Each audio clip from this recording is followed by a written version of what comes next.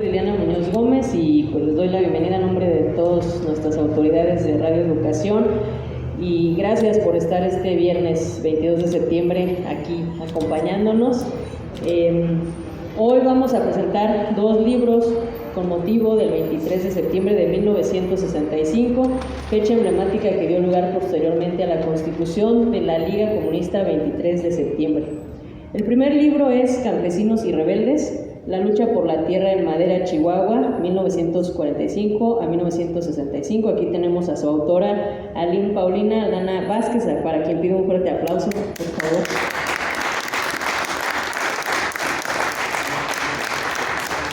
Ella es historiadora por la UNAM y también se desempeña como tallerista, promotora comunitaria, radialista y huertera. Sus intereses en investigación se centran en el México contemporáneo y los movimientos sociales, así como el impacto del desarrollo urbano en la zona lacustre de Xochimilco.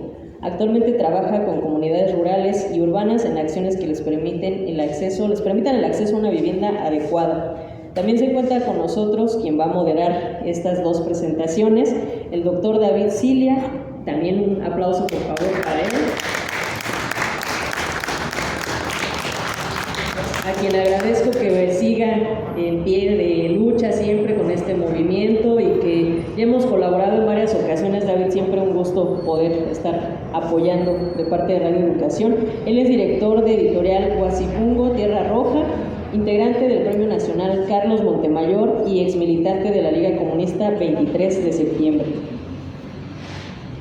El segundo libro que vamos a tener el día de hoy es El Profesor de la Sierra, y también pido un fuerte aplauso para su autor que está por aquí, Abel López Rosas.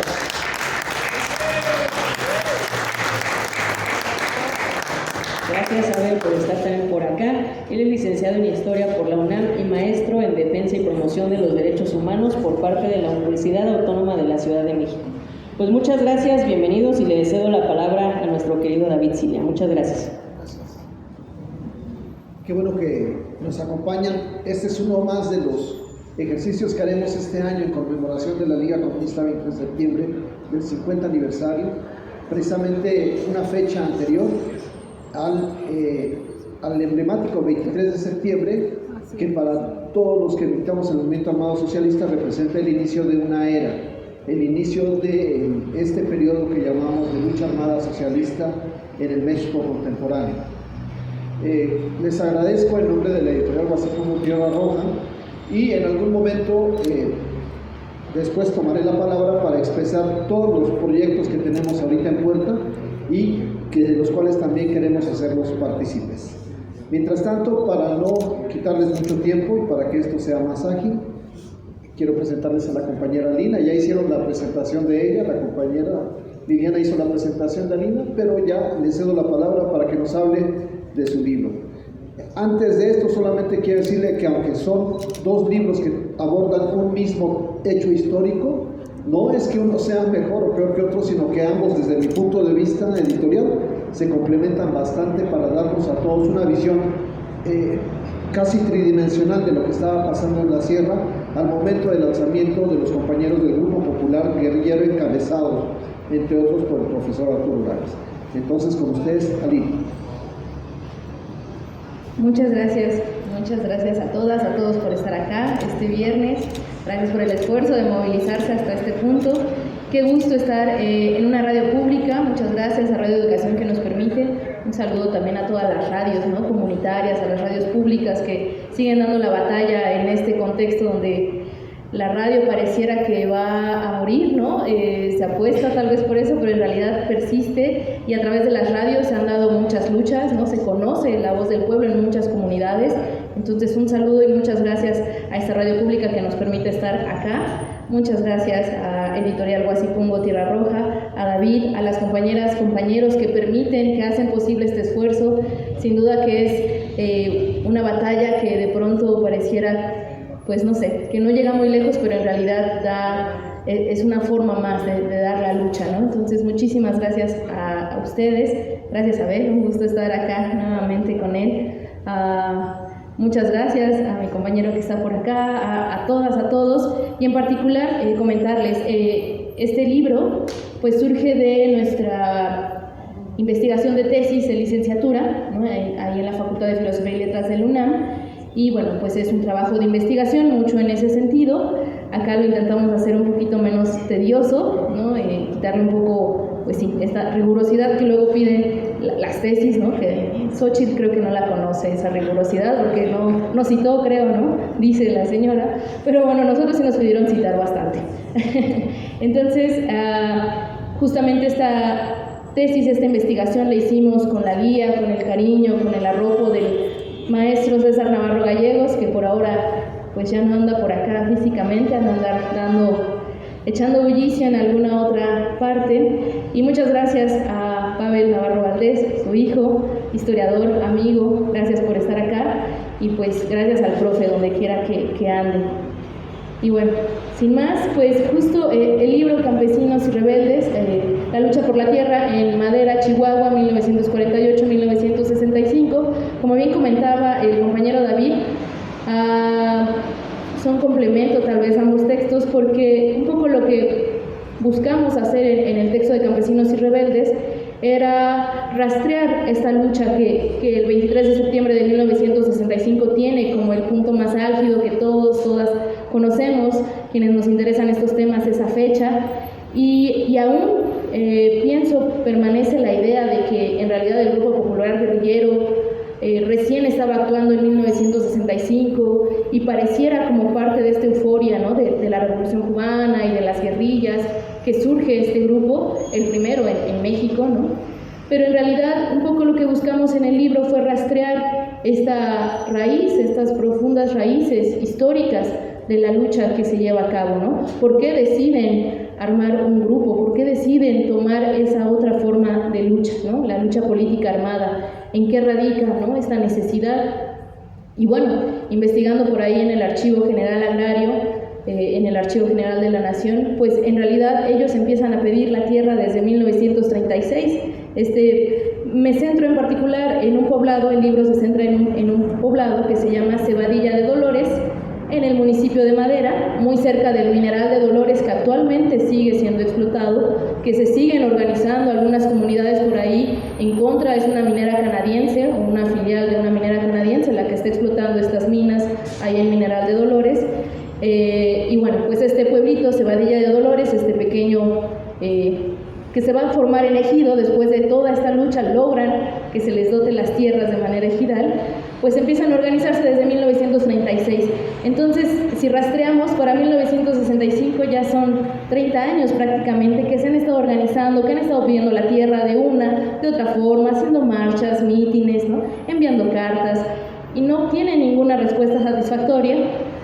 Por ahí les dotan en 1962, es la primera dotación de tierras que les dan, pero es una cantidad mínima de hectáreas. ¿Por qué es esto? Y es ahí cuando entonces este pequeño poblado se puede entender en el desarrollo de la historia nacional. Cuando llega Miguel Alemán, no sé si lo recordarán, un saludo a Miguel Alemán, por ahí en 1946 él llega, empieza todo este proceso de la contrarrevolución, ¿no? Es decir, los logros que se habían concretado, ¿no? Con esta lucha que fue la revolución, varios años de la lucha armada, y después con el cardenismo, poco a poco se empiezan a desmantelar, se empiezan a quitar. El sindicalismo ya empieza a ser cada vez más golpeado, las cooperativas agrícolas también empiezan a ser muy golpeadas, la idea es que desaparezcan las normales rurales, ¿no? Entonces, con Miguel Alemán, de hecho desde Ávila Camacho, pero con Miguel Alemán se ve muy fuerte este proceso contrarrevolucionario. Y entonces hay un proceso también de contrarreforma agraria, se le llama, ¿no? La reconcentración de tierras, ¿no? Las tierras que había logrado expropiar la revolución, que se había hecho a base de muchos sacrificios, de muerte, pues empiezan a ser concentradas nuevamente por nuevos latifundistas. Dicen por ahí que fue más fácil para la revolución quitar o desaparecer las haciendas del porfiriato que a los campesinos después de la revolución volver a tener tierras, porque vino con todo, ¿no? La clase conservadora siempre regresa por todos sus fueros, y no fue un caso diferente con la tierra. Entonces estos campesinos de Cebadilla de Dolores están luchando por ser dotados de sus tierras, pero ahí se asienta un latifundio, primero forestal y también ferrocarrilero, Primero es canadiense, ¿no? Surge por ahí antes de la Revolución, a principios del siglo XX, de la Northwestern Railway Company. Mi inglés no es el mejor, ¿verdad? Pero bueno, la compañía noroccidental del ferrocarril, algo así, traducido al español, y en un primer momento tiene 1 millón de hectáreas, poquito más. Después, con la Revolución, logran quitarle algunas hectáreas y quedan 500,000 hectáreas, lo cual es un latifundio enorme, ¿no? Pero, aún que está en el estado de Chihuahua, que hay una gran cantidad de tierras, es un latifundio bastante grande. Pero justamente por ahí, a mediados del siglo XX, se empiezan a interesar en ese latifundio unos compañeros, unos buenos amigos de Miguel Alemán, Carlos Trullet y Eloy Ballina, grandes empresarios, eran parte de la oligarquía nacional de aquel entonces. Imaginemos pues quiénes son ahora, no sé, un Carlos Slim, por ejemplo, ¿no? De ese nivel de empresarios, y entonces empiezan a interesar en estas tierras para explotar los bosques que ahí hay. Y una vez que se interesan en esas tierras, es difícil, muy difícil luchar para que se las den a los campesinos, a las mujeres, hombres, niños, niñas que vivían en esa tierra y que la trabajaban desde hace décadas. Y bueno, por eso la batalla es tan feroz, ¿no? En realidad lo que uno puede ver en los archivos es pues esta lucha, este ir ganando algo de tierras a cuentagotas, este sacrificio tan fuerte. Antes de que llegara el profesor Arturo Gámez, del que Abel hace un gran trabajo, por ahí hubo otro profesor, el profesor Francisco Luján Adame, ya más grande, un profe no tan joven como Arturo, pero que él fue el primero que empezó a organizar a estas comunidades y las empezaba a acompañar en su lucha por la tierra, porque al final los profes, las profas, siempre han sido, ¿no? Este enlace, son fundamentales para comprender las luchas sociales, sobre todo en las zonas rurales de nuestro país, que aún siguen siendo marginadas, que aún siguen estando ahí, a pesar de que nos quieran hacer creer que ya no está, que el campo es otra cosa. La verdad es que ahí sigue. Y las maestras y maestros pues son este enlace, ¿no? De las luchas de los pueblos para poder hacer trámites, para redactar las cartas, toda la formalidad que implicaba la lucha en aquel momento. Y bueno, en 1959 justo la cosa se empieza a poner complicada y mandan a matar, es asesinado el profesor Francisco Luján Adame. Y bueno, a raíz de su asesinato, los campesinos saben que entonces pues hay que seguir dando la lucha, que va a ser muy complicada, y junto con la Unión General de Obreros y Campesinos de México, la UGOCEM, o UGOCM, que también es una organización que sin duda es extraordinaria, que vale mucho la pena acercarse a su historia, a sus luchas, pues comienzan un proceso organizativo mucho más complejo, mucho más amplio, y entonces ya no son solo campesinas y campesinos que están luchando por la tierra, son estudiantes normalistas, son maestras, maestros normalistas que acompañan, ¿no? a estos poblados en la lucha, ya no solo de la tierra, insisto, o la tierra por la tierra en sí misma, sino pues por una vida, una realidad diferente, más digna, ¿no? Y bueno, pues eso es sobre todo lo que hay en este texto, que agradezco. Tengo en verdad, estoy muy agradecida por esta iniciativa, también a la compañera Eneida Martínez Ocampo, por ahora no está acá, pero esperemos verla pronto, que es quien nos acercó justo con Editorial Josipungo, con David, y nos hizo la invitación a poder imprimir, editar esta investigación en este formato. Y bueno, pues ojalá puedan echarle el ojo. Un poco la idea es sobre todo entender que estas luchas, ¿no? El proceso de la lucha armada en México no corresponde en realidad, como aún se puede seguir viendo, que eran vándalos, se asaltaban, esos de la liga, ¿no? Eran unos pequeños criminales, ¿no? Y demás. En realidad responde a una lucha histórica, una lucha en todas las latitudes de nuestro país por dignificar la vida, por la justicia, por la libertad, por transformar esta realidad que ha sido tan oprimente, tan explotadora a las clases populares, ¿no? Y bueno, pues creo que por ahora me quedaría aquí. Muchísimas gracias, en verdad, de estar acá, y me dará mucho gusto poder escuchar en algún momento también a ustedes. Muchas gracias.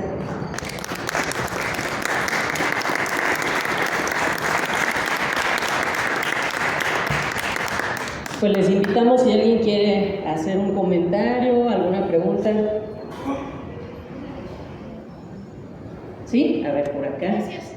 Nada más si quieres así. Gracias. Muchas gracias, muchas felicidades y muchas gracias además por documentar la historia, porque la memoria no se pierda, porque continuemos siendo sensibles a la lucha que dieron en el tanto la Liga 23 de septiembre como Canadá. Solamente me preguntaría nada más si en este texto que nos están ofreciendo ahora también se está contemplando pues el papel que jugó el doctor Pablo Gómez, porque no escuché la mención. Gracias.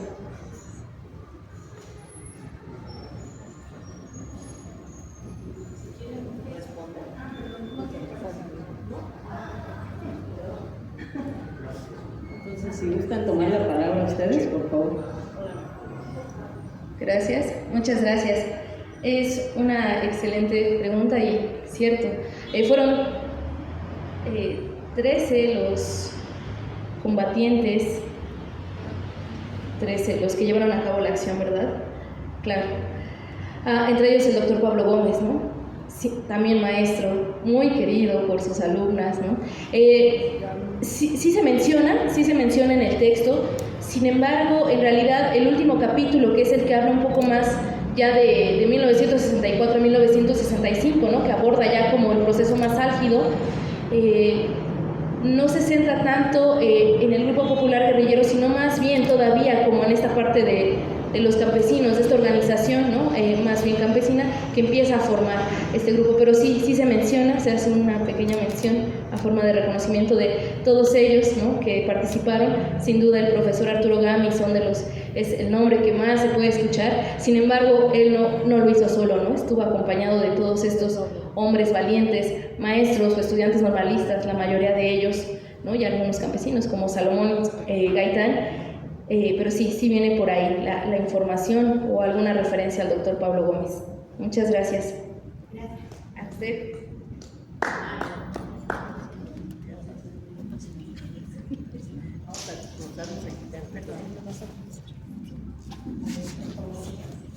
Sí, nuestra línea de trabajo ha sido documentar las luchas, rebeliones y alzamientos indígenas, en lo particular aquí como productor de Radio Educación.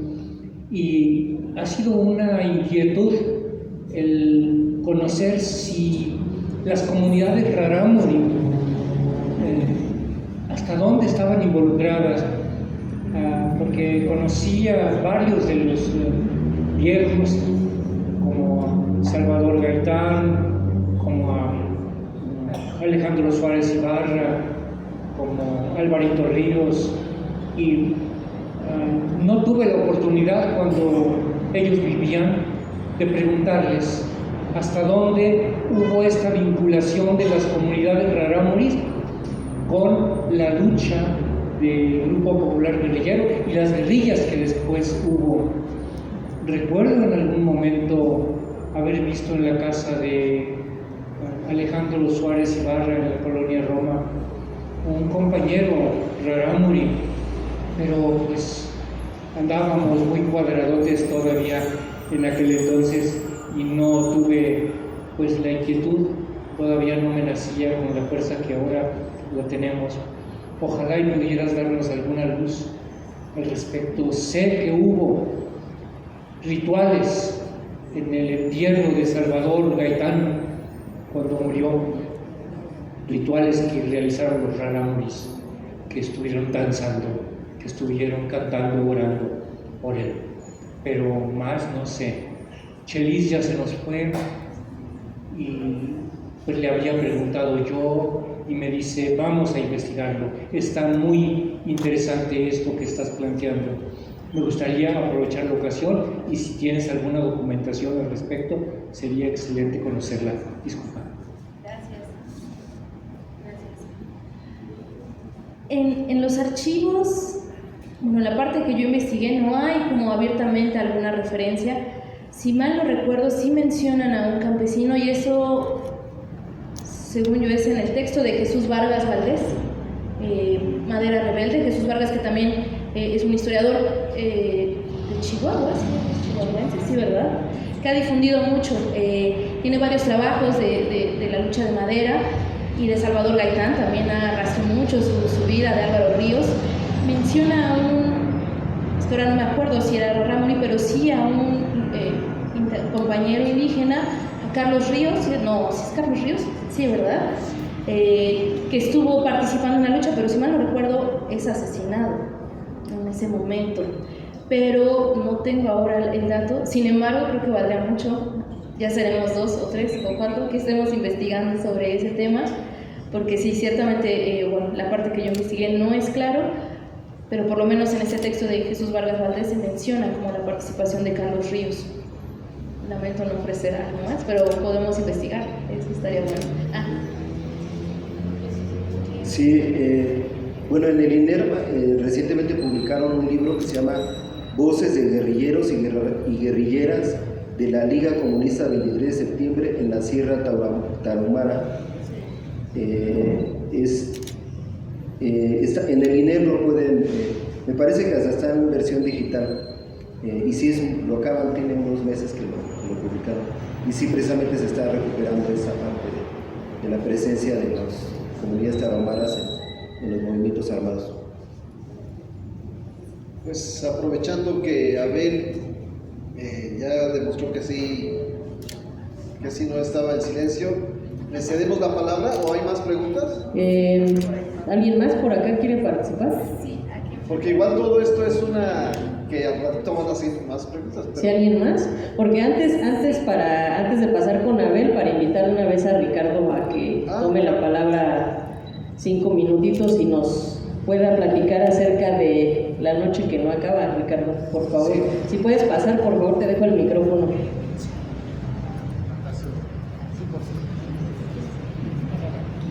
Acá, más de a pie. Y gracias. Muy buenas tardes, noches. Yo soy Ricardo Montejano, soy productor de aquí de la estación Ya Me Hice Viejo, haciendo programas de radio, y me honra poderles decir que estamos iniciando los festejos por el centenario de Radio Educación. Estamos iniciando con una nueva serie que hemos titulado La Noche que no acaba. Y la noche que no acaba es esta que seguimos padeciendo como mexicanos, de los tiempos de la represión, de los tiempos de las luchas acalladas a sangre y fuego que se transformaron en el movimiento armado al socialismo. Entonces tendremos la voz de los compañeros de diferentes organizaciones. Tengo autorizados 30 programas únicamente, pero son buenos.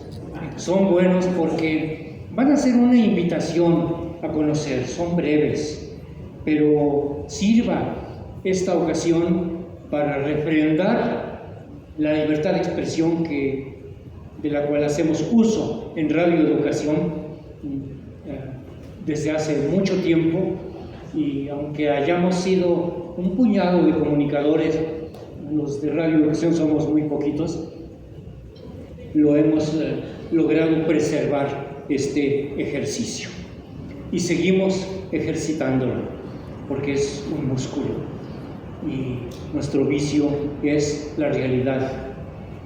A nosotros nos gusta la palabra clara, la palabra transparente, la palabra como el agua de manantial, intocada, la que deja ver todo en ella, el agua que representa la verdad. Y así nosotros iniciamos el día de mañana a las 7 de la noche con el primer programa dedicado a una petición que hizo la esposa de Genaro Vázquez, porque no es la viuda de Genaro Vázquez, porque Genaro vive. Entonces, la esposa, los hijos, el grupo cívico San Luis Teco de San Luis Acatlán, tierra natal de Genaro, los viejitos y de allá sobrevivientes de compañeros de Genaro, le hacen una petición a la Comisión de la Verdad, y estuvo Bracho estuvo presente y dijo, pues sí tuvimos un accidente, pero Genaro estaba vivo. Llegaron los agentes y se lo llevaron, y nosotros tuvimos que huir porque nos iban a matar, pero se lo llevaron vivo. Genaro no murió en el accidente, dice Bracho, con su voz ya cascada. Mañana a las 7 de la noche lo pueden oír. Y Consuelo Solís, la esposa de Genaro, señala claramente que cuando le entregaron el cuerpo de Genaro, venía cubierto, y ella lo descubrió y vio que había muerto a heridas, sobre todo de culatazos que le habían hundido el cerebro, y no había muerto en el accidente, para nada. Entonces se hace una petición a la Comisión de la Verdad. Abel Barbera, del Centro de Derechos Humanos de la Montaña Tlachinolan, recibe esta solicitud. Se honra en el acto con muchos jóvenes de San Luis Zacatlán, Guerrero, de la Costa Chica y la Montaña de Guerrero, están ahí presentes. Consuelo hace mención de eso, porque eran muchísimos jovencitos ahí que estuvimos, y entonces pues es una reseña de eso. Mañana estas voces, a las cuales estoy señalando yo, las van a poder oír, porque nuestra línea de trabajo es testimonial, porque no hay como la voz de quien vive los hechos, de los que están en el ajo, como se dice, en el calor. Entonces, pues muchas gracias. Ya son 4 minutos, no me queda más que decirles: La Noche que no acaba se retransmite los martes a las 9 de la noche. Y yo digo que hay que saludar estas posibilidades que nos da la radio pública, las autoridades actuales de radioeducación. Hay que señalarlo, que pues nosotros somos críticos, porque pues siempre lo hemos sido, y nosotros lo seguimos y lo seguiremos haciendo. A las burradas hay que llamarles burradas, pero a los aciertos hay que reconocerlos. Y esta posibilidad de que se transmitan estos materiales, estos contenidos por radioeducación, también hay que saludar la ocasión, y sobre todo a los tantos millones que hemos hecho posible que esto suceda. Claro que sí, porque pues por ahí decía Genaro también que solo el pueblo salva al pueblo. Muchas gracias.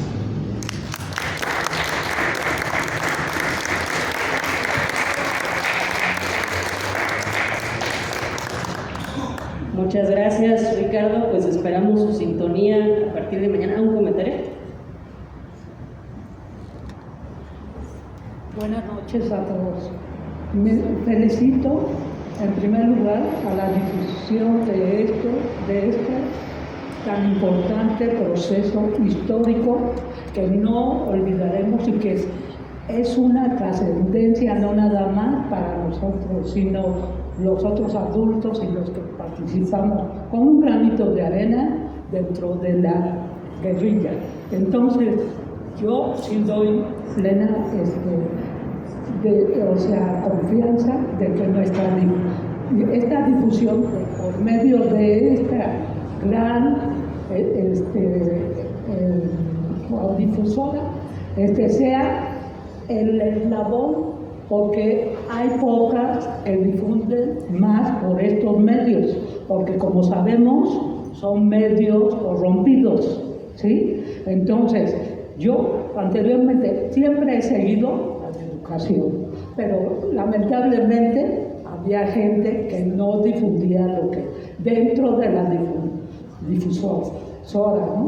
Entonces, ahorita es un momento histórico que ustedes den a conocer todo y retomar todas estas vivencias de estos historiadores, y claro, basados en hechos reales. Eso creo, de la gente que participó allá en Chihuahua, y que yo conozco a mucha gente, Chihuahua, Sinaloa, en Guerrero, que son gente clave, y que realmente clave, que todavía viven y que pueden transmitir esto, y solamente los jóvenes tienen que conocer toda esta realidad, ¿sí? Así como fue este proceso, fue todo lo que continuó. Por eso, con entrar a la lucha por este cambio por medio de estudiantes, que fue del 68, no hay que olvidar, que continuó con maestros y alumnos, que fuimos nosotros. Entonces, pues eso es lo que yo pido y confío en esta radiodifusora y en los historiadores de la gente que participó, que no mientan dentro del contexto histórico, porque esta es, como les vuelvo a repetir, una transición que es el momento de que tenemos que difundir todo esto. No olvidar, como dice, junto con derechos humanos que se está trabajando y con todo lo que es relacionado con el Comité de Defensa y de todos los colectivos, seguimos adelante. Los colectivos que estamos, ahora sí que, inmiscuidos en este proceso, hay que seguir. Y pues gracias por escucharme, yo me seguí de rollera.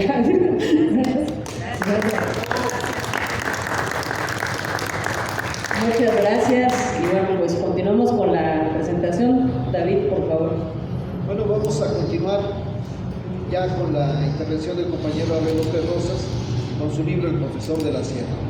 Es este pequeño libro que espero que todos ustedes tengan en sus manos y bueno, él nos relatará la parte que corresponde. Hola, muy buenas noches a todas, a todos. Al igual que Aline, me sumo al agradecimiento a David Cilia, a los compañeros de la editorial Huasipungo, que permitieron imprimir estos materiales, con lo cual pues hoy salieron de los repositorios de la universidad, ¿no? Que hay algo que se dice mucho, ¿no? Que las tesis solo se escriben para que se almacenen en las universidades, ¿no? Y bueno, qué bueno que los compañeros tienen a bien poder imprimir estos trabajos, pues para que salgan de esos espacios, ¿no? Y bueno, una labor que sabemos que no es de ahora, sino de hace varios años. De hecho, en los primeros testimonios que hay sobre los movimientos armados, pues fueron editados precisamente por exguerrilleros, ¿no? La recuperación de la memoria ha partido de los propios compañeros que sobrevivieron a esta etapa de terrorismo de Estado, y lo cual es una forma de dignificar a quienes cayeron en combate, a las guerrilleras y guerrilleros que murieron dentro de estas luchas. Y bueno, al mismo tiempo, esta labor que han hecho las compañeras y compañeros, pues también están los movimientos sociales del país, quienes son también los que mantienen viva estas demandas, ¿no? El compañero mencionaba a Genaro Vázquez. Yo quisiera comentarles que en mi caso mi acercamiento a Arturo Gámez se dio por medio de la CENTE, la Coordinadora Nacional de Trabajadores de la Educación, quien en su logo tiene precisamente los rostros de 4 profesores: Arturo Gámez, Genaro Vázquez, Lucio Cabañas y Misael Núñez Acosta. Fue ahí, yo soy hijo de una maestra y un maestro, quienes desde niño me llevaban a las marchas, y ahí fue donde yo me acerqué a estos personajes. En su momento yo los conocía como maestros, ¿no? Marcha de maestros, y cuando decido estudiar historia, pues ya me voy dando cuenta de esta trayectoria que ellos llevaron. Y bueno, fue de ahí donde nace la idea de hacer este trabajo, en el cual en su tesis, como lo presenté como tesis, tiene otro título, pero bueno, ahora lo imprimimos con el título de Profesor de la Sierra, con el cual busco recordar a mi maestro César Navarro Gallegos, quien es en gran parte el mérito de estos trabajos. Él en el 2015 escribió un artículo en La Jornada, si lo quieren buscar, se llama así El Profesor de la Sierra, donde él hace una pequeña remembranza de Arturo Gámez. Y bueno, el profe César siempre estuvo orgulloso porque Arturo Gámez era su paisano, entonces pues en mucho del mérito de este trabajo es a él, a quien siempre recordamos con cariño. Y bueno, quisiera comentar, como decía Lynn, es la lucha que se da en Chihuahua, Durango, Sonora, desde los años 40, 50, 60.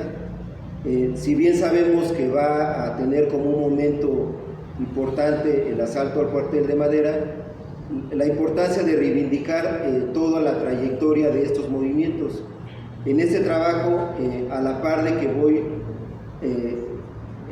escribiendo acerca de la vida de Arturo Gámez, que fue un joven maestro, muere a los 25 años, fueron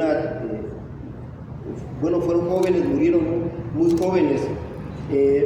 Él, a la par que él va desempeñando su formación académica, primero en el Politécnico, él estudió aquí en el internado del Politécnico que había aquí en la Ciudad de México, y que en 1956 son clausurados. Él estudia aquí milita en el Partido Popular Socialista, después de concluir la prevocacional, que en ese tiempo era un tipo de estudios que existía, regresa, se va con su familia a Chihuahua, donde ingresa a la Normal de Chihuahua. De ahí sigue militando en el Partido Popular Socialista, se involucra en la organización que comentaba Aline, la Unión General de Obreros y Campesinos de México, que en Chihuahua su fracción era la Federación de Obreros y Campesinos del Estado de Chihuahua, y a partir de irse relacionando con los dirigentes campesinos como Salvador Gaitán, los hermanos Gaitán, o profesores Pablo Gómez, los Escobel, los Martínez Valdivia, van iniciando un amplio movimiento estudiantil y campesino, el cual del 62, del 59 al 65 va a impulsar diversas actividades que van desde peticiones al gobierno, tomas de tierras, tomas de oficinas, y Arturo Gámez además tuvo la virtud de que él escribió varios textos dentro de su trayectoria, los cuales son fundamentales para entender a este movimiento. Por eso es que el texto se llama La vida y el pensamiento revolucionario, porque una de las partes que se conocen muy poco de Arturo Gámez es su producción, la parte de su pensamiento político. Varios de sus textos fueron publicados en periódicos de Chihuahua, en el periódico Acción, en el periódico Índice, en los cuales él iba plasmando su análisis, las cuestiones que él iba viendo, como el tema de la tenencia de la tierra. Incluso hay un artículo que escribe sobre, se llama otra vez Los Cristeros, donde cuestiona el papel de un sacerdote que hace campaña en contra del movimiento, ¿no? Que sabemos que el anticomunismo, pues una de las vertientes que hubo fue la iglesia, ¿no? El jugar ese papel en contra de desprestigiar a los movimientos. Hoy lo vemos, ¿no? Con los libros de texto, que también vemos ahí a sacerdotes, ¿no? Queriendo desacreditar estos materiales. Y así son varios textos. También tiene un texto dedicado a los estudiantes, se llama la participación de los estudiantes en el movimiento revolucionario. Otro texto donde hace un amplio análisis de los problemas agrarios en el país, no solo en Chihuahua, se llama La tenencia de la tierra, y sus textos fundamentales son los que va a presentar en un evento que se llamó el segundo encuentro de la Sierra Heraclio Bernal, en los cuales ya él plantea la vía armada, ¿no? Donde dice, a partir de las condiciones objetivas que él ve, que no solo él, sino sus compañeros, en el conjunto de compañeros y compañeras que participaban en este movimiento, pues dicen, vivimos una situación de pobreza, vivimos una situación de represión, no se atienden nuestras demandas, pues no hay de otra más que tomar el camino de las armas. Entonces esos textos son fundamentales porque ahí es donde vemos este proceso de insurrección armada, de radicalización, el cual se dio a partir de que ellos fueron haciendo un análisis de lo que iba ocurriendo y al mismo tiempo el plantear el cómo llevar a la práctica las acciones que ellos llevaban. Y bueno, otra de las cosas es la parte de la labor educativa de Arturo Gámez. En la portada del libro está él con Salvador Gaitán, están frente a la escuela, una escuela que ellos recuperaron en el Mineral de Dolores, donde Arturo Gámez llega en 1962. No había escuela en esa comunidad, él llega junto con Salvador Gaitán y ellos dicen, la habían convertido en una caballeriza, ¿no? El presidente seccional que estaba ahí, que llevaba 18 años, y Arturo Gámez con Salvador Gaitán se organizan, recuperan la escuela, ganan la presidencia seccional y Arturo Gámez se queda a dar clases durante un poco más de un año. Y bueno, esta foto histórica que es parte del archivo de Salvador Gaitán, quien ya falleció y quien fue uno de los testimonios más importantes de este movimiento. Y bueno, en el libro también viene recupera esa parte de ese periodo donde él da clases. Ahí entrevisté a su hija de Salvador Gaitán, María de la Luz Gaitán, quien cuenta cómo fueron las clases de Arturo Gámez, que incluso llevó unas vacunas a la comunidad, la labor que él hacía de cortar leña, apoyar a la comunidad, que es otra de las cuestiones que también me parece fundamental rescatar de Arturo Gámez. Y bueno, en general, para no extenderme más, son algunas de las partes que incluyen en el libro, y como decía, los cuales se complementan porque era esta actividad, pero junto con el movimiento campesino que se iba desarrollando en esta región. Y bueno, finalmente quisiera decir, cuando yo hice esta investigación, no existía todavía la versión pública de la Dirección Federal de Seguridad, la cual hace unos días la fui a consultar. Bueno, al INSI la consulta, de hecho ahí está la boleta de calificaciones de Arturo Gámez ahí en el texto de Alil. Y bueno, yo tenía esa deuda, la fui a consultar y me pareció interesante porque cuando ocurre el asalto al cuartel, bueno, y antes el gobierno federal y estatal pues siempre dijeron que se trataba de gavilleros, de bandoleros. Incluso la portada del Heraldo, así dice, ¿no? La gavilla de Arturo Gámez exterminada. Pero si revisamos en los archivos, en esta versión pública que les comento, en todo momento, ahí los reportes que hacían los agentes que iban asistían a las marchas, a los encuentros de la sierra, ellos siempre van poniendo el dirigente campesino Arturo Gámez, o el dirigente, o sea, ellos en esos archivos no le ponían así, o sea, los propios agentes sí reconocían la labor, incluso dicen, es que ellos están enojados porque no les cumplen sus demandas. Hasta entre líneas se puede leer que casi le estaban diciendo, pues si les cumplen, pues ya se acaba el relajo, pero algo que nunca hicieron, ¿no? Y bueno, recordemos, ya nos comentaba Lino, son los regímenes del PRI autoritarios, ¿no? Que después tendremos la masacre del 68, 71, todo eso. Pero bueno, es interesante ver cómo ellos, mientras en los medios se usaba estos calificativos de gavilleros, bandoleros, lo cual también ocurre con Genaro Vázquez, con Lucio Cabañas, pero en los reportes de la Dirección Federal de Seguridad no hay esos calificativos. Y bueno, quería mencionar eso porque me pareció interesante encontrar eso. Y bueno, finalmente aquí con Alin vamos a leer un informe que encontré, que es del 2 de noviembre de 1965, o sea, unas semanas después del asalto al cuartel, donde realizan, a mí podríamos llamarle una marcha de desagravio, donde acuden las familias de los guerrilleros y los pobladores de la región a hacer un acto ahí al lugar donde donde fueron sepultados, ¿no? Recordemos que fue una fosa común a todos los guerrilleros, los meten, ni siquiera les pusieron ataúdes. Y bueno, me pareció muy importante este documento.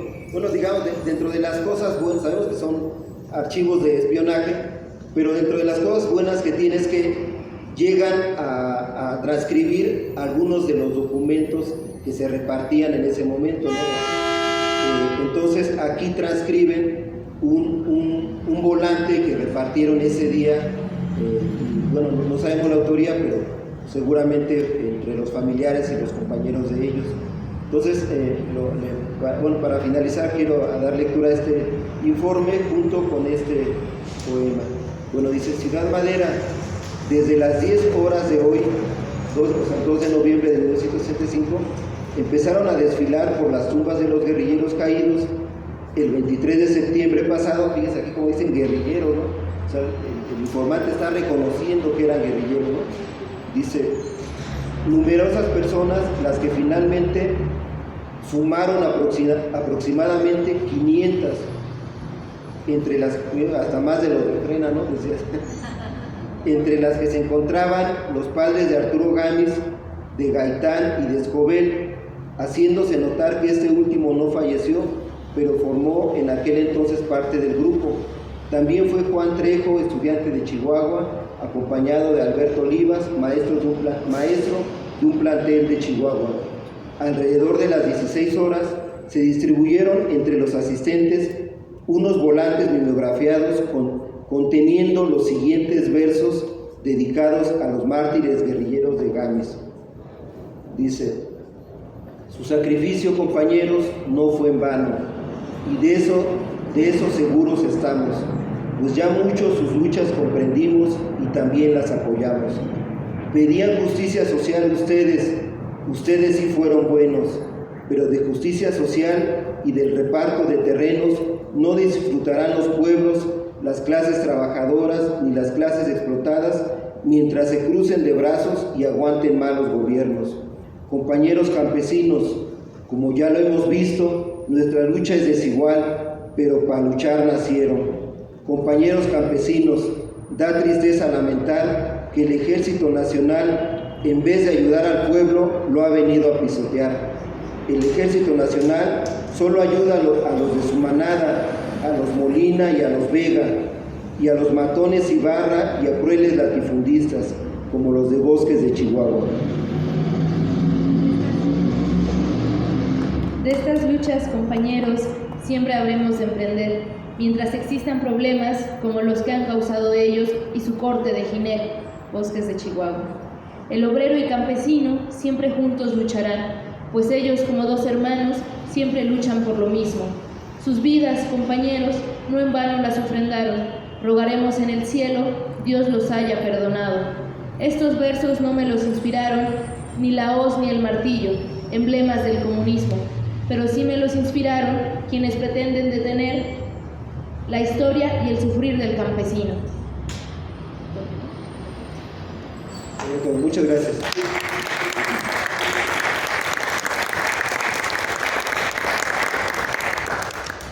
Pues estamos muy orgullosos de haber podido contribuir a hacer público este material.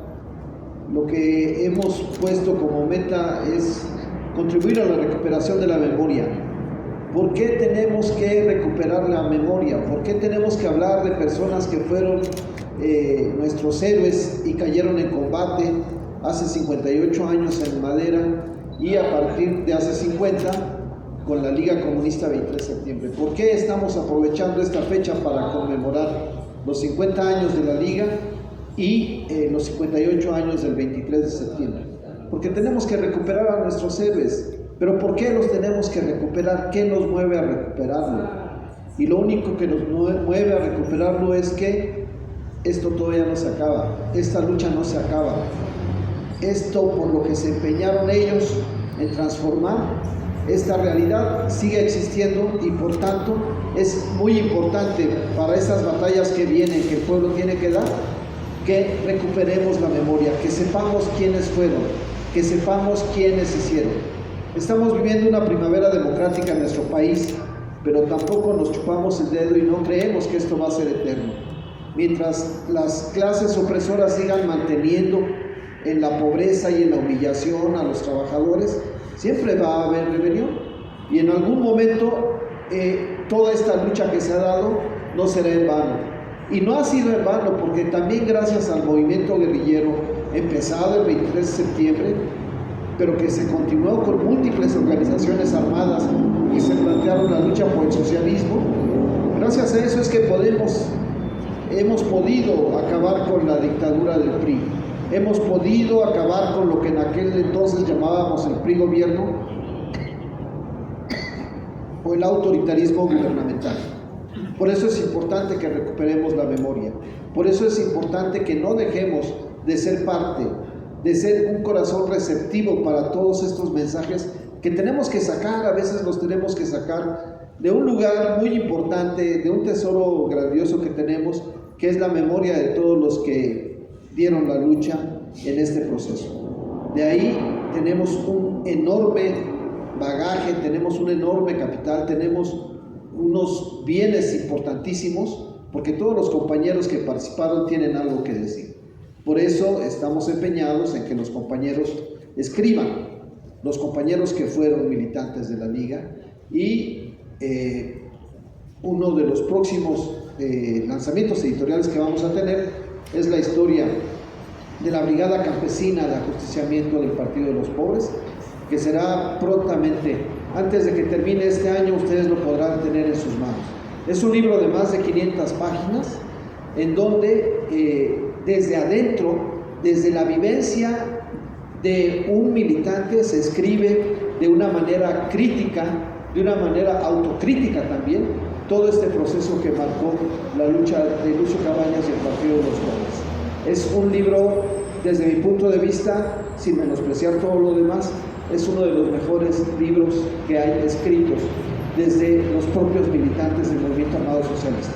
Pronto, antes de que termine este año, lo van a tener ustedes en sus manos, es un compromiso que nosotros tenemos. Mientras tanto, nosotros nos quedamos, hay que decirlo en alguna ocasión, no acostumbro decirlo, pero estamos muy orgullosos como editorial Guasipungo Tierra Roja, porque tres de los mejores libros escritos sobre el asalto al cuartel de Madera los hemos publicado nosotros. Y el primero lo publicamos, y bueno, les voy a contar una pequeña historia, espero no aburrirlos. Cuando nosotros publicamos el libro del compañero Florencio Lugo Hernández, que se llama precisamente El asalto al cuartel de Madera, pues para nosotros fue algo trascendente y fue algo difícil. ¿Por qué? Porque ese libro fue escrito en la cárcel, ni siquiera por Florencio Lugo Hernández, sino por los compañeros que escuchaban las pláticas que daba directamente Florencio Lugo Hernández, y tenían la delicadeza de escribirlo, de taquigrafiarlo, y después lo pasaron a máquina.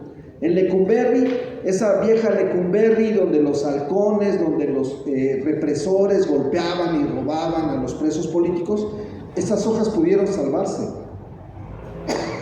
Ese testimonio de Florencio Lugo Hernández logró salir de la cárcel y llegar a nuestras manos. Y cuando estábamos en 1990 a punto de publicarlo, con la editorial que tuvimos antes, que se llamaba Papeles del Movimiento, pues entonces llegó la policía y nos capturó, y el libro se perdió. Se quedó ya en galeras para imprenta, se quedó sin imprimir. Pero más tarde, a partir del 2004, que volvimos a poder localizar el documento, lo publicamos. Y sucedió una cosa interesante, fíjense, tiene mucho que ver con la honradez intelectual de alguien que nosotros apreciamos mucho, y que por eso establecimos también, entre otras cosas, el Premio Nacional Carlos Montemayor. Carlos Montemayor estaba a punto de publicar su libro Las Armas del Alba, así lo habían anunciado con gran difusión en abril del año en que se publicó, y nosotros vimos que nuestro pequeño libro que teníamos, somos una editorial marginal, no iba a poder competir con esa publicidad que había, con esos reflectores que habría para el libro de Carlos Montemayor. Entonces nos decidimos hacer un gran esfuerzo y sacarlo a como diera lugar, y lo sacamos. Cuando lo publicamos, nosotros no sabíamos ni siquiera si el compañero Florencio Lugo estaba vivo o ya había muerto, y tampoco sabíamos si estaba de acuerdo en que lo publicáramos y que publicáramos su nombre o no, porque en este tema de los sobrevivientes de la lucha armada al socialismo, de los sobrevivientes de la guerra sucia, pues hay muchas cosas muchas precauciones que tomar. Entonces lo publicamos discretamente y fue Carlos Montemayor quien se acercó a nosotros y me dijo: oye David, ¿habría forma de que habláramos con Florencio Lugo? Porque él ya tenía su libro en la imprenta propiamente, ya se iba a publicar en abril. Le dije: claro que sí. Carlos Montemayor, por todos estos azares que fue la parte posterior del asalto al cuartel de Madera, los sobrevivientes no necesariamente se volvieron a nuclear. Unos escaparon para un lugar, otros escaparon para otro. El compañero Florencio Lugo Hernández había escapado, se había reincorporado a la Acción Cívica Nacional Revolucionaria y cayó detenido aquí como parte del comando urbano de la Acción Cívica Revolucionaria y llegó a Lecumberri, pero en Lecumberri no andaba presumiendo que él venía de Madera, por supuesto, no lo podría hacer. Entonces quedó fuera del radar de la investigación muy profunda y muy completa que hizo Carlos Montemayor, y Carlos Montemayor tuvo la honradez intelectual de detener la producción de su libro hasta completarlo con ese testimonio que él no tenía en el radar. Y por eso las armas del ALBA posteriormente incorporan este testimonio de Florencio Lugo Hernández. Entonces, como editorial, pues podemos estar muy orgullosos de haber sacado a la luz uno de los, si no el principal libro sobre el asalto al cuartel de Madera, y ahora contribuir con estos jóvenes súper valiosos para que esto salga. Estamos empeñados en eso, lo vamos a seguir haciendo. Para nosotros la transformación del país sigue y debe seguir, y alguien tiene que hacerlo. Y nosotros hacemos lo que podemos para recuperar esta memoria. Lo hemos hecho a través también del Premio Nacional Carlos Montemayor, donde reconocemos a las personas que han luchado, y con este reconocimiento donde les decimos los demás a esa persona: sabemos que estás contribuyendo a un mundo mejor para todos. Con eso estamos avanzando un poco también en recuperar la memoria, en que la gente sepa quiénes son esos luchadores que estamos premiando.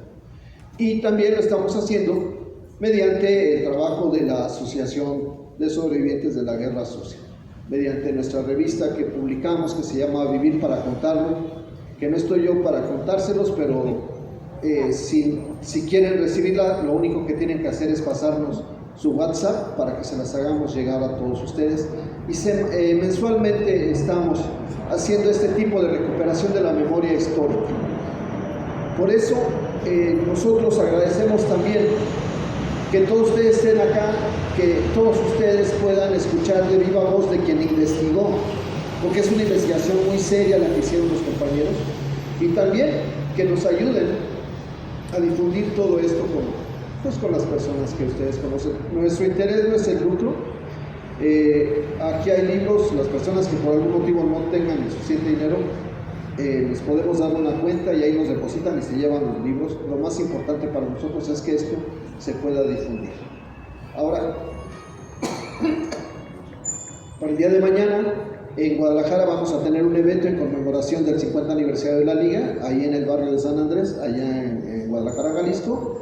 Están todos ustedes invitados, nosotros vamos a ir, si quieren vamos, pero también vamos a tener esta misma presentación en la Escuela Nacional de Antropología e Historia el 27 de septiembre, igual a las 6 de la tarde, y los compañeros jóvenes como son y redentos como son, también organizaron ya no tanto una presentación formal, sino un conversatorio donde vamos a hablar de todos temas de la guerrilla, de la Liga Comunista 23 de septiembre, del asalto al cuartel de Madera. Me imagino yo que un poco más informal, porque los conozco como son así de rebeldes.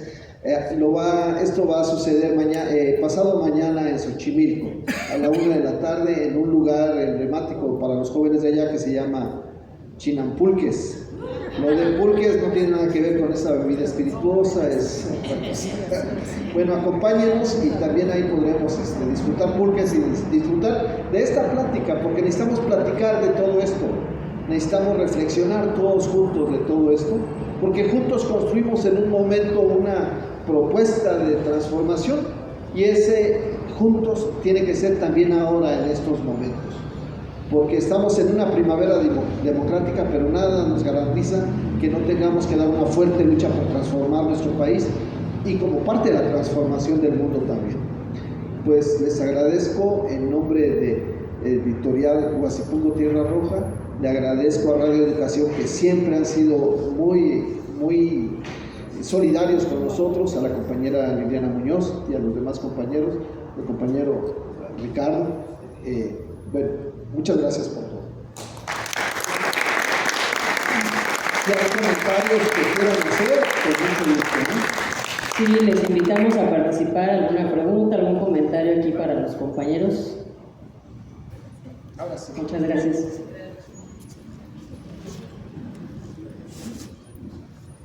Bueno, muchas gracias, buenas tardes.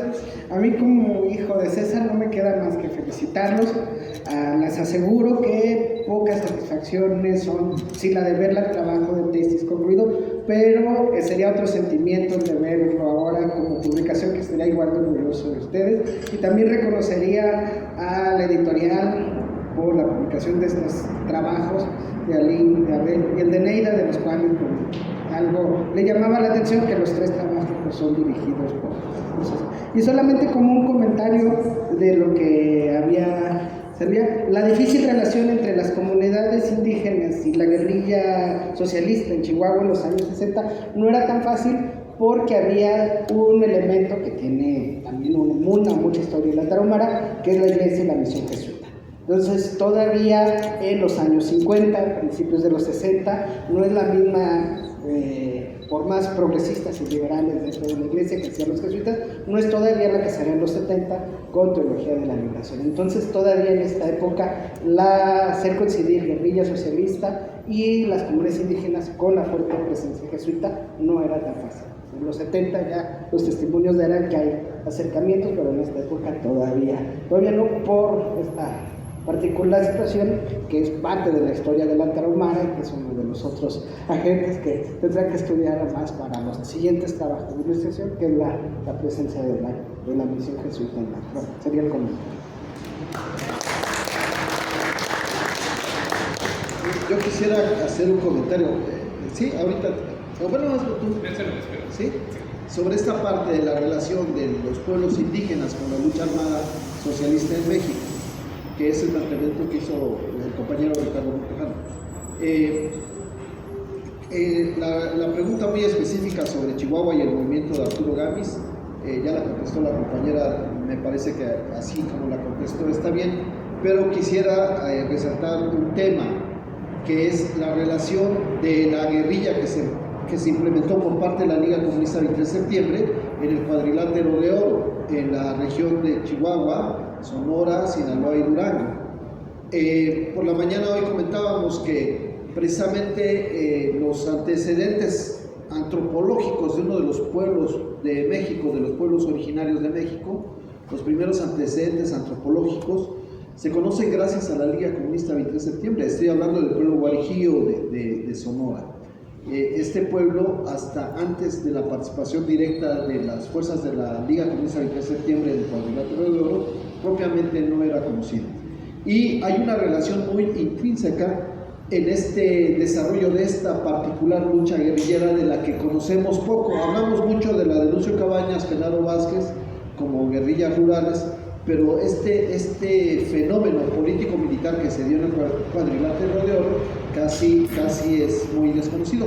Yo les voy a recomendar otro de los libros que pienso que son de los mejores que han escrito los exguerrilleros o los guerrilleros, los militantes que estuvieron en la lucha armada, que es el del compañero Miguel Tofete, Los Ojos de la Noche. Y Los Ojos de la Noche es un libro donde se narra cómo la guerrilla, los compañeros de la Liga que estaban incrustados, tenían como relación directa, y como casi toda la guerrilla eran guarijíos, o sea, eran pocos los fuereños, y casi toda la guerrilla, todo el cuerpo militar eran los guarijíos que estaban en esa región en aquel entonces muy intrincada, particularmente de Sonora, ¿sí? Este libro de Los Ojos de la Noche deben ustedes de conseguirlo, lo editó una casa hermana que se llama Editorial Casa del Mano, pero se los recomiendo mucho porque habla de esta otra parte que todos nosotros los que estuvimos en el socialismo, no solamente en la lucha armada, sino también en la lucha por el socialismo desde otros caminos legales o electorales, todos nosotros adolecimos de una gran falla, y esa gran falla es que no considerábamos a los pueblos indígenas culturalmente hermanados con nosotros, sino que considerábamos que el capitalismo tenía que pasar por acabar con las reminiscencias feudales, y cuando hablábamos de reminiscencias feudales, lamentable y estúpidamente estábamos hablando de los pueblos indígenas, lamentablemente. Sin embargo, la Liga Comunista 23 de septiembre, cuando llegó a comprender por ahí por los 80s la importancia y la trascendencia de los pueblos indígenas, gran parte de su propaganda que realizó en el estado de Sonora, particularmente en el Valle del Yaqui y en el Valle del Mayo, la realizó en lengua yaqui y en lengua mayo en aquel entonces. Y todo eso se refleja en algunos artículos que como tal se publican así en el periódico Madera. En el periódico Madera no solamente se ha escrito en español, sino algunas páginas del Madera honrosamente fueron escritos en lengua yaqui. ¿Sí? ¿Por qué? Porque era parte de ese trabajo que estaban haciendo en las comunidades indígenas y en los pueblos y en los ejidos de toda esa región, que es el hermano pueblo mayo y el hermano pueblo del yaqui, ¿no? Lamentablemente sí fue muy escasa la visión que tuvimos como socialistas hacia nuestros pueblos hermanos, pero gracias a las circunstancias, gracias a la historia, ha sido el ZLN quien el 1 de enero del 94 nos dio unas bofetadas a todos y dijeron, güey, aquí estamos, dijeron los pueblos indígenas. Y qué bien porque ahora hemos superado, creo yo, no del todo como sociedad, pero dentro de los posicionamientos políticos, sí ya es claro que tenemos un completo y absoluto respeto hacia las lenguas originarias, hacia los pueblos indígenas, y el entendimiento de que no hay una lengua nacional y de que no somos una cultura, sino que somos un pueblo multicultural y que tenemos muchas lenguas nacionales en nuestro país. Entonces yo nada más quisiera contribuir un poco a esa relación guerrilla pueblos indígenas.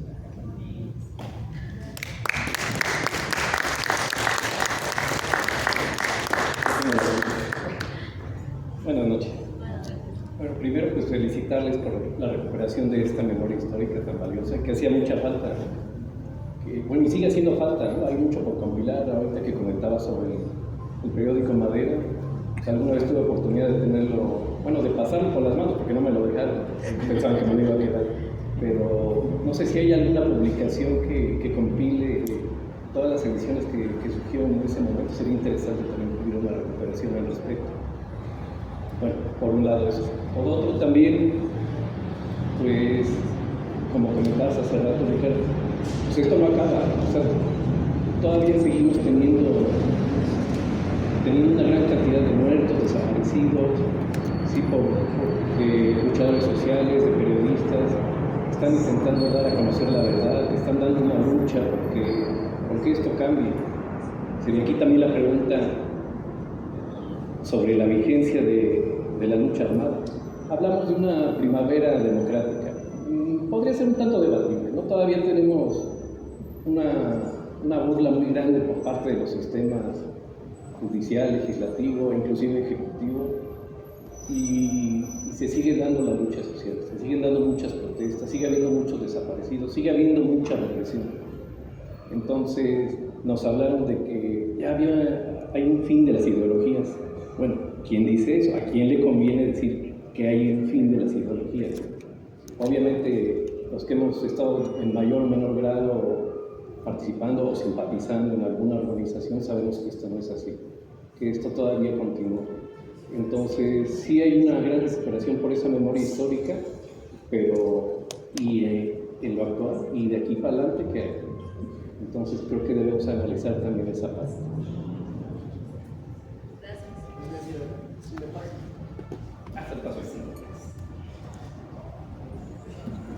Yo quisiera un poco contestar lo que acabas de preguntar, porque, bueno, ¿cuándo se hizo una especie de... ¿Quién sacó esto de la lucha armada y que los guerrilleros? porque los de la liga no nos decían los guerrilleros. Después se dijo, y bueno, sí somos, ¿no? O sea, nos buscaban como guerrilleros. Y bueno, yo creo que la cuestión de bueno, yo soy de una generación, no soy de los fundadores ni de los que siguieron, yo soy un poco más joven, pero pues sí milité bastante tiempo. Normalmente estuve en la prensa, porque bueno, a mí me detuvieron en el 74, pues me ficharon, no podía andar yo a volver exhibiéndome porque pues era muy conocida. Y después que estuve en la Ciudad de México. Pero bueno, entonces eso de la lucha armada, nosotros nos lo planteábamos, o sea, nuestro principal trabajo era la educación política entre los obreros y entre la población. O sea, la cuestión de que estuviéramos armados era una especie de defensa personal para que no estuvieran, también para apoyar las labores de propaganda. Y sí había operativos de recuperación bueno, sí había un poco pero no se planteaba así que la insurrección o que ya los combates, o sea, se daban porque se daban, ¿no? Pero no porque se buscaran, ¿no? Se supone que lo correcto era, pues hacer las tareas y pasar desapercibidos y avanzar en la organización y en la educación de las masas. Entonces, eso de lo de armado y lo de que yo creo que estamos viviendo tiempos diferentes y que hay que ubicar bien las épocas, ¿no?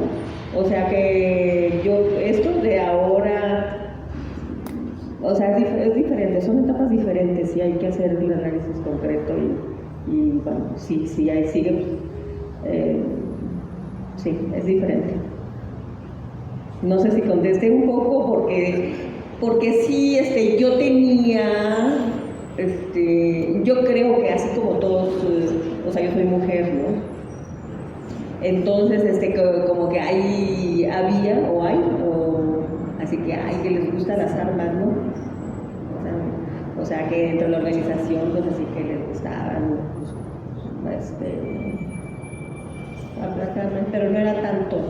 Las armas eran un poco para defenderse y para avanzar en las tareas principales, que eran la organización y la preparación, o sea, elevar la conciencia de los obreros sobre todo.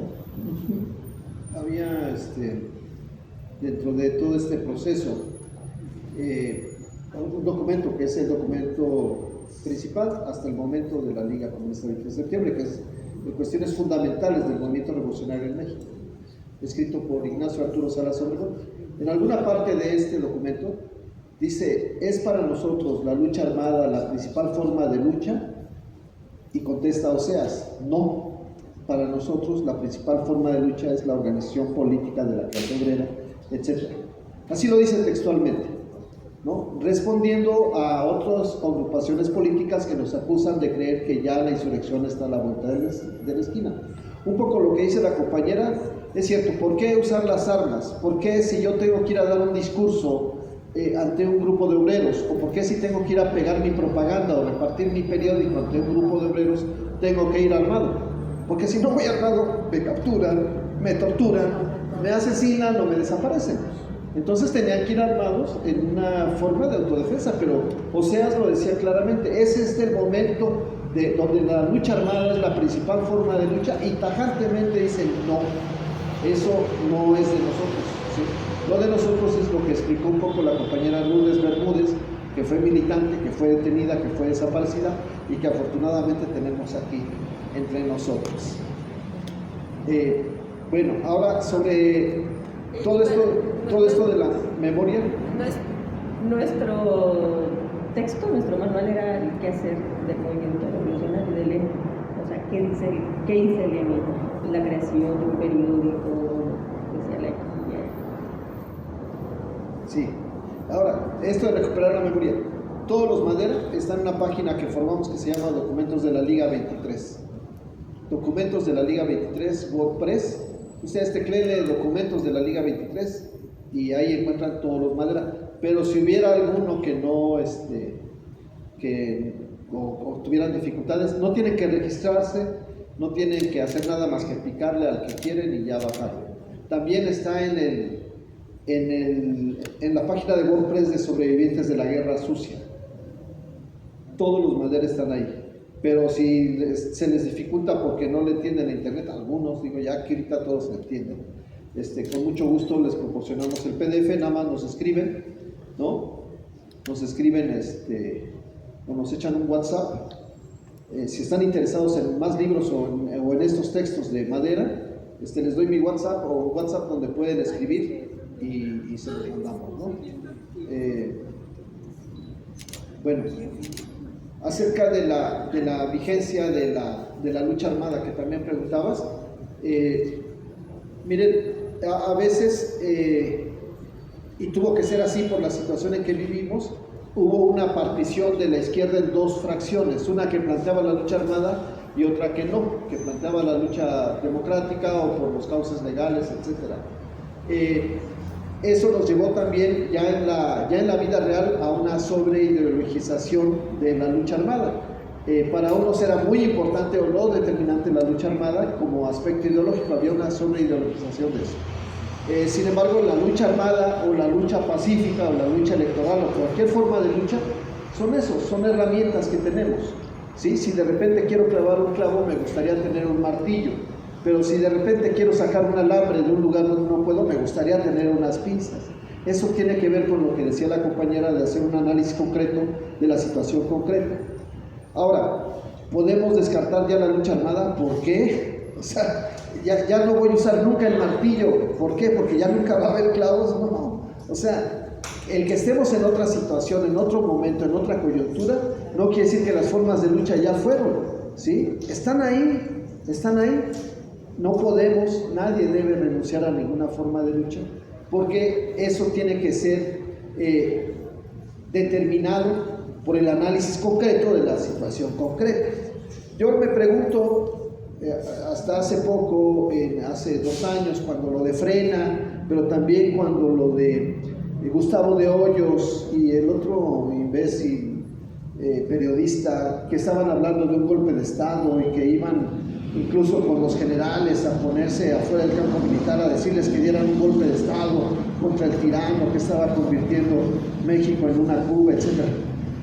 ¿Qué hubiera pasado si sí se hubiera dado un golpe de Estado al principio del régimen de López Obrador? ¿Qué hubiera pasado? ¿Qué tendríamos que estar haciendo nosotros? Decir, vamos a hacer unas nuevas elecciones porque la vía electoral no es la buena. No sé qué habría pasado, pero tendríamos que pensarlo en ese momento. Si ellos hubieran dado un golpe militar, ahorita ya no pueden, ahorita aunque hagan lo que quieran, aunque le recen a quien quieran, si se hubiera dado una coyuntura de que en Estados Unidos apoyan a unos y ellos tienen mucho dinero y hay muchos generales corruptos vinculados con el narcotráfico, si se diera esa coyuntura hipotética, ¿qué haríamos nosotros? Pues tendríamos que analizar la situación y tomar decisiones. Entonces, no es que se descarte esa forma de lucha, es que simplemente a cada, como decía Mao Zedong, en otra montaña que otra sea tu canción, ¿no? Ahora, aquí en esta última parte ya sí tengo que reconocer que me excedí cuando dije que estábamos en una primavera democrática. Estamos en una pequeñita primavera democrática, si quieren, o estamos en un día soleado, o esta mañana amaneció despejado y había un sol esplendoroso. Pero sí tienes mucha razón, nosotros no podemos tampoco perder el piso. ¿Por qué? Porque la responsabilidad que tenemos es enorme, ¿sí? Y tenemos que transformar este país, ya no por nosotros, sino por nuestros hijos, por los hijos de los hijos y por toda la humanidad, ¿sí? El planeta, no México, el planeta se acerca a circunstancias en donde nuevamente vamos a tener que decir, esta boca es mía y hacer cosas, ¿no? Entonces, tiene razón, no estamos en una primavera democrática, estamos en un día soleado.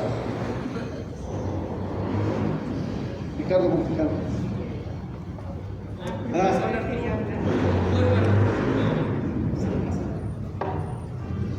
Muchas gracias, buenas noches. Lourdes, qué gusto lo que planteas tiene muchísima importancia. Yo solo quisiera remarcar las múltiples posibilidades de ayudar, de empujar al cambio democrático. Precisamente tomando como hecho histórico esto del 23 de septiembre de 1965, mañana son 58 años, fue una circunstancia muy dolorosa. Salvador no pudo llegar con las armas. Y en ese momento también quienes murieron de forma muy trágica, les quedó una granada, Salomón y alguien más, murieron. Y yo desde hace 60, 70 años más o menos, no me latía, no sabía, ¿verdad? Es un buen camino. Sobre todo pues, con el ejemplo del triunfo de la guerrilla en Cuba, convertido después en Ejército de Liberación. Pero observando el altísimo desarrollo tecnológico de las armas, ¿cómo tomar las armas? ¿No? Debe haber alguna forma. Por ejemplo, una idea muy difícil de entender, que algunos soldados dieran la media vuelta y apuntaran contra sus dirigentes, sus jefes, ¿no? Pero, ¿cómo? Al menos que la coyuntura pudiera permitirnos tomar armas. Pero debe haber otras formas, y en eso coincido mucho con David, que los jóvenes, las nuevas generaciones, van a encontrar la forma de cambiar. Pongo algunos ejemplos. La insurgencia laboral en los Estados Unidos, la primera huelga en muchos años en el sector automotriz, por ahí. Y también, desde niño yo recuerdo que en casa mis abuelas decían que quien debe hacer la revolución son ellos. O sea, los trabajadores, eso es muy importante, los trabajadores de Estados Unidos, de Europa y de Asia, los países grandes industrializados, principalmente China, Corea y Japón, sus trabajadores. ¿Por qué no se puede creer en los trabajadores como los que se predijo o predestinó, según yo, que fueran los sepultureros del capitalismo? Por la reacción. ¿Cuál fue la reacción? ¿Quién puede creer en los sindicatos y en los partidos actualmente? Magnífico trabajo que han hecho. La reacción: los corrompieron, los manipularon, y no se puede creer en ellos. Ese no es el camino. El camino electoral está cerrado, ¿no? ¿Cuántos vamos a dirigir algún movimiento que pudiera tomar el poder a través de elección? Bueno, pero si yo en lo personal veo que difícil va a ser poder tener las armas suficientes para derrotarlos y tomar el poder, pues yo lo veo imposible. Estoy de acuerdo, Luis. Y la otra forma es la movilización de todos, y sobre todo este proceso histórico que deben hacer los trabajadores en los grandes países industrializados. Muchas gracias y felicidades, bienvenido, magnífico. Muchas gracias. Muchas gracias.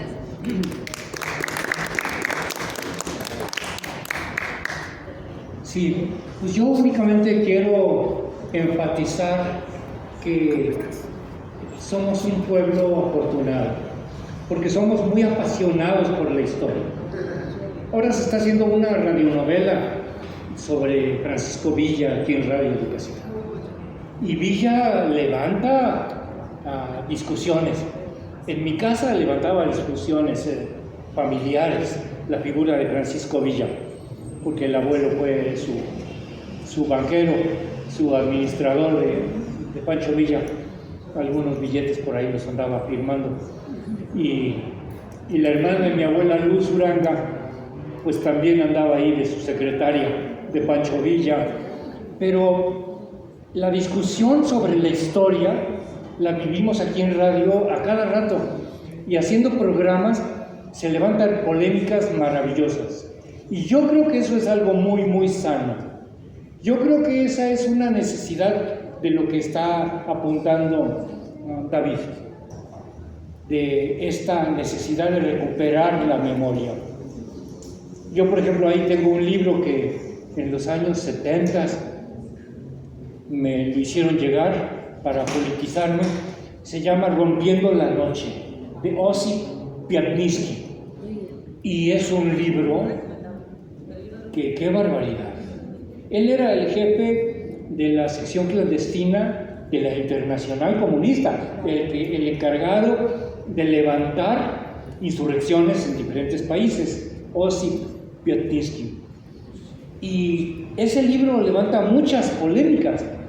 Levantó por lo menos en los 70s que yo llegué a empezar a conocerlo, y era un libro extraordinario. Es un libro extraordinario. No se ha reeditado, pero es un libro que nos habla en el lenguaje muy, muy sencillo de cómo burlaba la represión el camarada Vladimir Ilich Lenin. Y hablaba sobre cómo hacían en las patas de una mesa sencillita, de patas no muy gordas para no llamar la atención, ahí guardaba documentos enrolladitos. ¿Y cuándo lo iban a hallar? Y no lo hallaban. Y de sus maneras de pintarse el pelo, y de que invitaba a gente que lo conocía, a Vladimir Ilich, viviendo en Europa, y si regresaban y los lograba engañar a ellos, a sus cuates, a sus amigos, si él los lograba engañar diciendo que era él otra persona, entonces decía, está bueno el disfraz, ¿no? Está bueno el disfraz. Cosas muy concretas. Pero yo encontré también una parte teórica en ese libro, que la parte final de ese libro se llama ¿Cómo forjar un partido bolchevique? ¿Y qué es esta preocupación por la organización? Y es exactamente un documento igual que el de ese psicólogo que se peleaba mucho con Freud, que era Wilhelm Reich, que era un Freud comunista, que invitaba en Alemania a salir a los muchachos y a las muchachas en grupos al monte, y se sorteaban así como con varitas, y a quién le tocaba con quién, y entonces pues ya se formaban las parejas al azar para irse conociendo.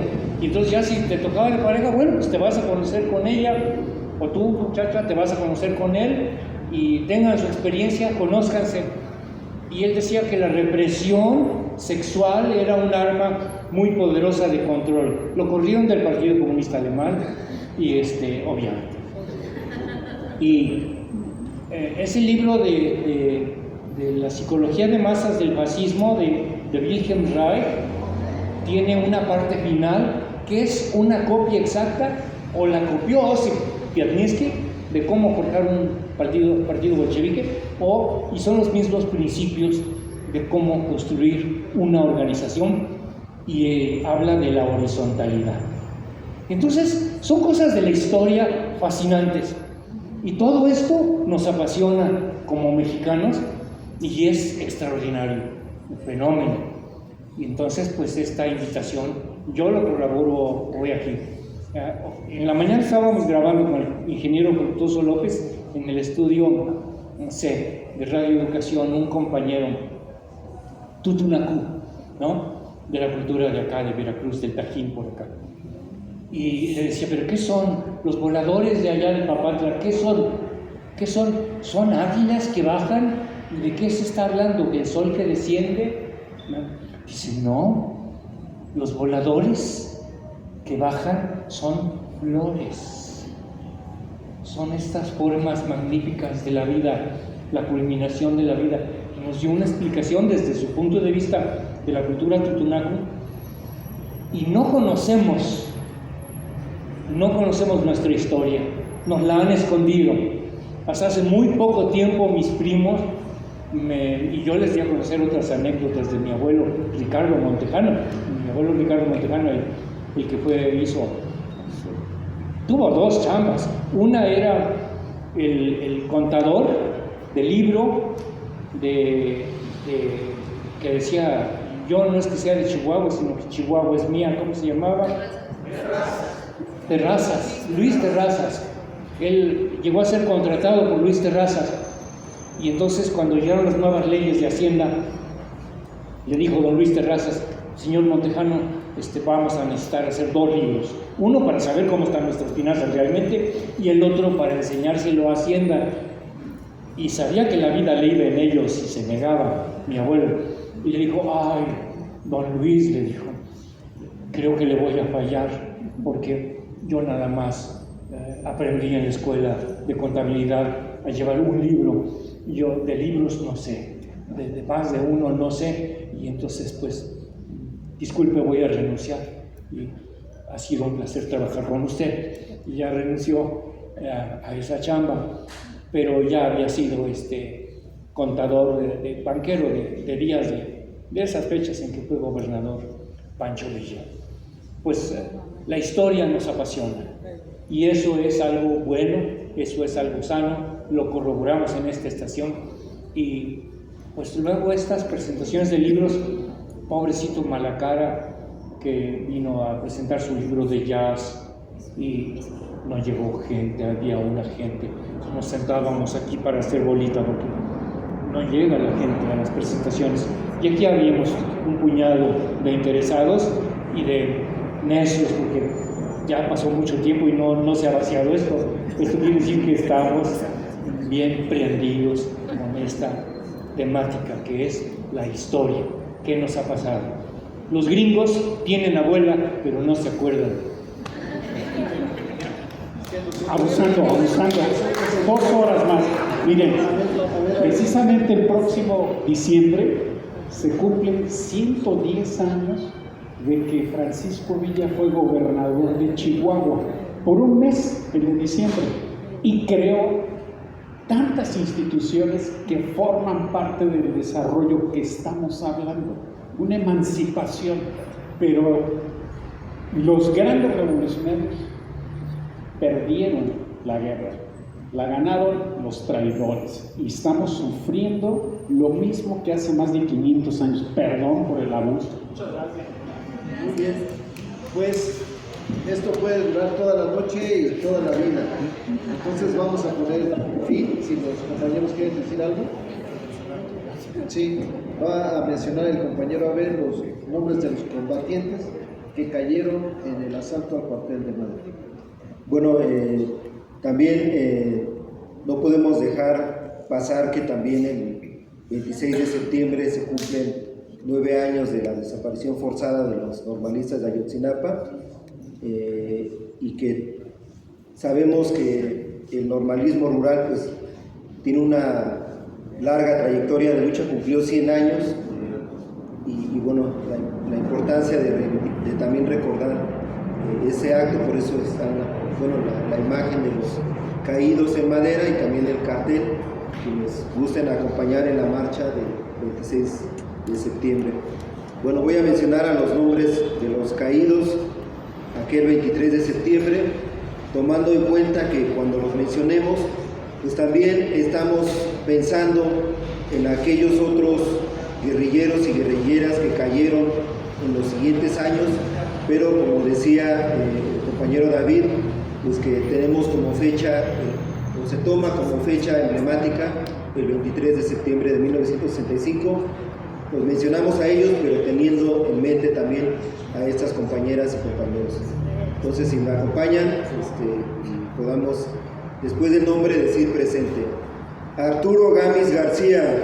Presente. Emilio Gamis García. Presente. Salomón Gaitán. Presente. Pablo Gómez Ramírez. Presente. Rafael Martínez Valdivia. Presente. Miguel Quiñones. Presente. Óscar Sandoval. Presente. Antonio Escobel. Presente. Y recordando a nuestros 43 normalistas de Ayotzinapa, Vamos a hacer la cuenta del 1 al 43. 1, 2, 3, 4, 5, 6, 7, 8, 9, 10, 11, 12, 13, 14, 15, 16, 17, 18, 19, 20, 21, 22, 23, 24, 25, 26, 27, 28, 29, 30, 31, 32, 33, 34, 35, 36, 37, 38, 39, 40, 41, 42, 43.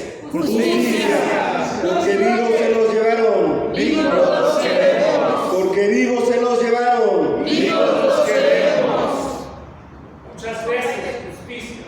Justicia, justicia, justicia, justicia. Que me permita cantar una canción que yo tengo para que yo la tomé para la desconcurso de una de no me acuerdo. Pásale, Lourdes. ¿Paso? Pásale. Y ya después de esto nos vamos a bailar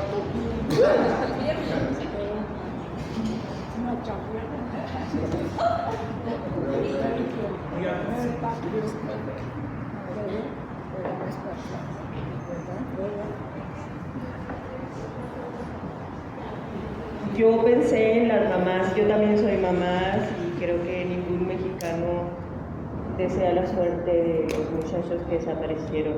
Todos quieren que cuando sus hijos salen regresen a casa.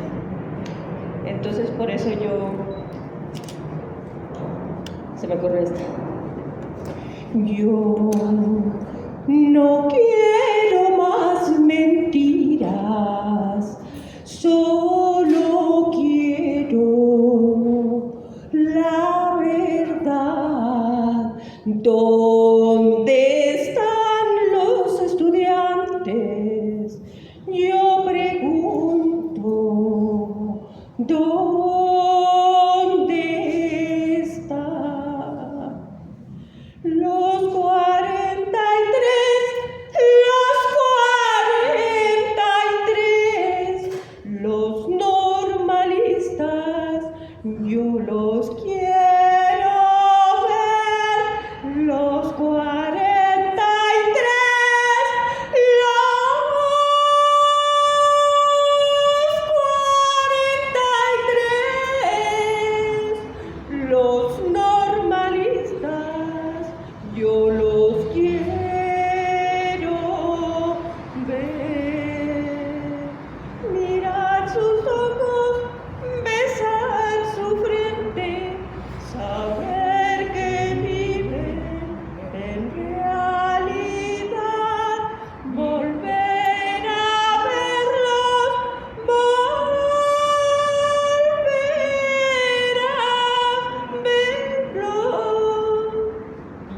volver a verlos y nada más, volver a verlos y nada más.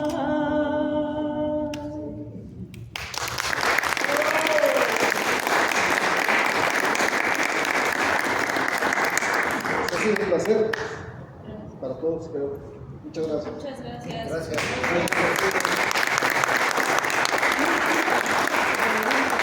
Pues muchas gracias por acompañarnos, gracias David por esta experiencia, por compartir con nosotros también a Lynn Paulina Aldana Vázquez y a Abel López Rosas, pues gracias por su tiempo y gracias, que pasen buen fin de semana. Gracias.